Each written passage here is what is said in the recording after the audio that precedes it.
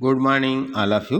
तो बच्चों, हम आज पाठ पढ़ेंगे घीसा, जिसके लेखिका हैं महादेवी वर्मा जी। महादेवी वर्मा जी ने घीसा के संबंध में यह रेखा चित्र पाठ है और लेखिका यह बात कहती हैं कि उनके जीवन की ये अतीत के चलचित्र स्मृति की रेखाएं जो हैं खींचते हुए यह बात कहती हैं। ये रेखा चित्र है, इसमें घीसा के संबंध में रेखा चित्र उन्होंने खींचा है। जब किसी व्यक्ति के हाव भाव के देखकर, उसके चारित्रिक विशेषताओं को लेकर जब शब्दों के माध्यम से जब चित्र खींचा जाता है या चित्र उकेरा जाता है तो उसे हम रेखा चित्र कहते हैं। तो यहाँ लेखिका ने घीसा शीर्षक से रेखा चित्र लिखे हैं और उस रेखा चित्र में घीसा की चारित्रिक सुडौलता को, चारित्रिक विशेषताओं को बताती हैं। लेखिका कहती हैं कि उस गांव के जो गाय चराने वाले ग्वाल हैं, वह अपने गाय भैंस को भी लेखिका की ओर जाने नहीं देते हैं। लेखिका की ओर जाने नहीं दिया जाता है। दौड़कर उनके कान पकड़कर ले आते हैं, पकड़कर, या फिर उन्हें लौटा कर वापस ले आते हैं अपनी ओर। और कुछ गांव से शहर की ओर दूध बेचने जाते हैं और दूध बेचते आते हैं, कुछ काम पे जाते हैं। यह लौटते हुए कभी कभी लेखिका को सजलता का नमस्कार भी प्राप्त हो जाता है। लेखिका यह बात कहती हैं कि अब और कैसे मुझे बालकों को कुछ सिखाने का ध्यान आए, पर जब बिना कार्यकारिणी के निर्वाचन के बिना पदाधिकारियों के चुनाव, बिना भवन के, बिना चंदे की अपील, अर्थात ये बात कहते हैं कि बगैर समारोह के उसके विद्यार्थी जो हैं पीपल पेड़ की घनी छाया में चारों ओर इकट्ठे हो गए थे। तब बड़ी कठिनाई के साथ गुरु के उपयुक्त गंभीरता का भार वहन जो है लेखिका जो है कर सकी। और वो बच्चे बड़े जिज्ञासु थे। लेखिका कहती, कैसे बताऊं उन बच्चों की जिज्ञासा को। कुछ कानों में बालियां और हाथों में कड़े पहने हुए थे, तो कुछ बच्चे जो हैं धोले कुर्ते और ऊंची धोती में नगर और ग्राम का सम्मिश्रण दिखाई दे रहा था। अर्थात उनके वेशभूषा से ऐसा लगता था कि मानो शहर और गांव का मिश्रित वेशभूषा उन्होंने धारण कर रखा हो। कुछ अपने बड़े भाई का कुर्ता जो पांव तक पहुंच रहा हो वो पहनकर आए हुए थे, और कुछ तो ऐसे लग रहे थे कि मानो खेत पर पशु पक्षियों को डराने के लिए जो काग भगोड़ा लगाया जाता है, वैसे दुबला पतला सा शरीर और कपड़े बड़े बड़े पहन रखे थे। और ऐसा लगता था कि मानो वो अपने दुबले पतले शरीर से संतान होने की परिभाषा उजागर कर रहे हों, संतान होने की परिचय दे रहे हों, ऐसे प्रतीत हो रहे थे। और उन मलिन मुखों की करुण सौम्यता और निष्प्रभ पीली आँखों में संसार भर लिए हों वो छोटे छोटे बच्चे, ऐसे प्रतीत हो रहे थे। लेकिन इन सबसे अलग घीसा उनमें से अकेला ही रहा। और आज भी लेखिका जो है लेखिका के स्मृति में घीसा आज भी अकेला ही आता है। वह गोधूली, लेखिका कहती कि वह गोधूली बेला मैं कदापि, वह सांध्या का समय जो है मैं कभी नहीं भूल पाई। शाम का समय था और सुनहरी आभा थी। उड़ते हुए दुकुल रात्रि में मानो छिपकर वह अंजन मुठ चला रही हो, ऐसा प्रतीत हो रहा था। लेखिका कहती कि मेरा नाव वाला बड़ा चिंतित था, लहरों की ओर देख रहा था, क्योंकि बूढ़ी भक्तिन जो है मेरी किताबें, कागज कलम जो है संभाल कर नाव पर रख रही थी और अंधकार जो है बढ़ रहा था।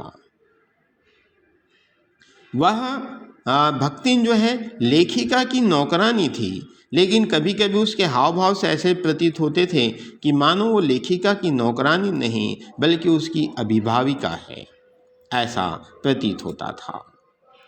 परंतु लेखिका यह बात कहती है कि मेरी सनक का दुष्परिणाम सहने के अतिरिक्त भक्तिन को कुछ भी नहीं प्राप्त हुआ। क्योंकि लेखिका के साथ वह लगातार लंबे समय से रह रही है और इस कारण से शायद वो अपने आप को लेखिका की अभिभाविका समझती है। और सहसा समता से मेरा मन भर आया था, परंतु नाव की ओर बढ़ते हुए मेरे पैर फैलते हुए अंधकार में से एक स्त्री मूर्ति को अपनी ओर आता देखा। अर्थात वह स्त्री जो है मूर्ति के समान अंधकार में दिखाई दे रही थी और अचानक ठिठक कर वह रुक गई और सांवले कुछ लंबे से मुखड़े में पतले होंठ थे और कुछ अधिक स्पष्ट दिखाई नहीं दे रही थी, लेकिन आंखें छोटी पर व्यथा से आर्द्र थी। मलिन बिना किनारी के गाढ़े रंग की धोती जो है सलूखा रहित धोती पहन रखी थी। अंगों को भली भांति ढक लिया था, परंतु तब भी शरीर की सुडौलता का आभास जो है दिखाई नहीं पड़ रहे थे। कंधे पर हाथ रखकर वह जिस दुर्बल अर्धनग्न बालक को अपने पैरों से चिपकाए हुए थी उसे संध्या के झुटपुटे में ठीक से नहीं देख पाई।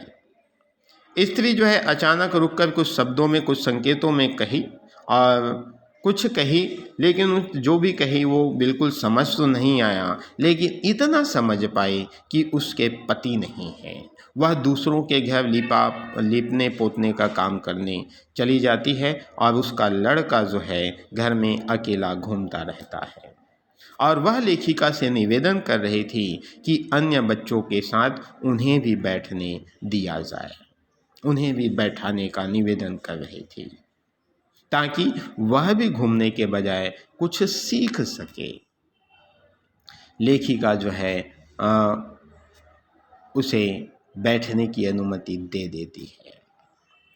अब दूसरे इतवार को लेखिका देखती है कि सबसे पीछे अकेले एक और दुबक कर बैठे हुए देखा और पक्का रंग पर गठन में विशेष सुडौल मलिन मुख, जिसमें दो पीली पर श्वेत आंखें जड़ी सी जान पड़ती थी।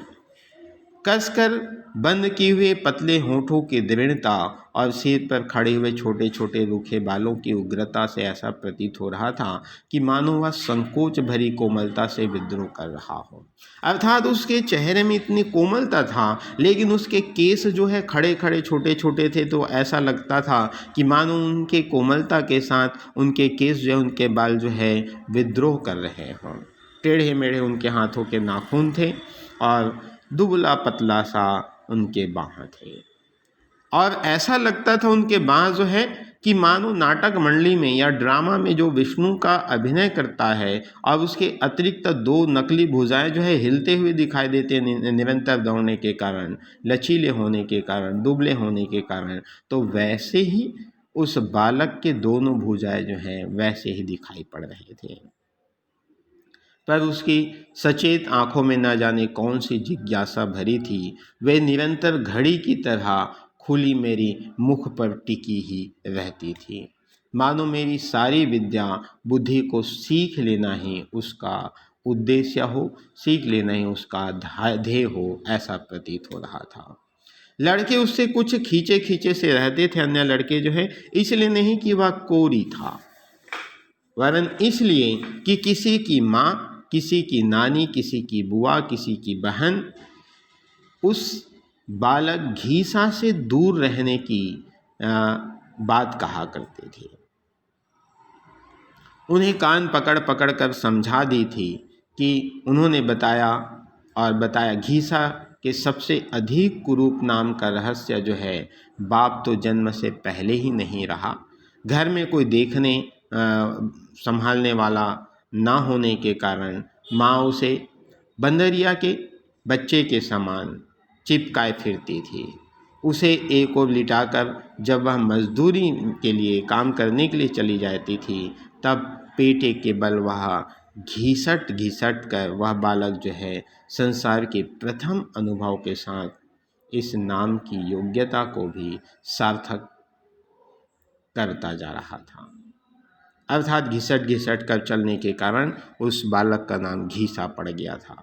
फिर धीरे धीरे अन्य स्त्री भी मुझे आते जाते रोककर अनेक प्रकार की भाव भंगिमा के साथ एक विचित्र सांकेतिक भाषा में घीसा की जन्मजात अयोग्यता का परिचय देने लगी।